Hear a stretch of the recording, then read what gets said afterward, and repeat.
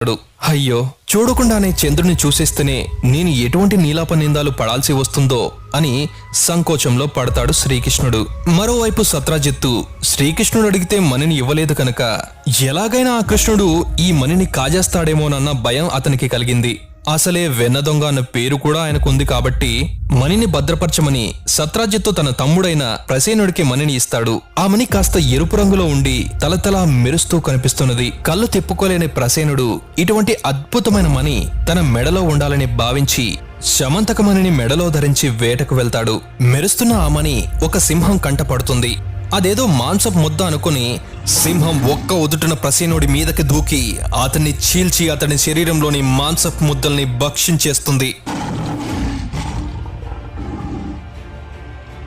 ఆ మణిని నోట ఖర్చుకొని వెళ్తున్న సింహాన్ని చూసి జాంబవంతుడనే బల్లూకం అంటే ఎలుగుబంటి ఆ సింహాన్ని చంపి ఆ శమంతకమణిని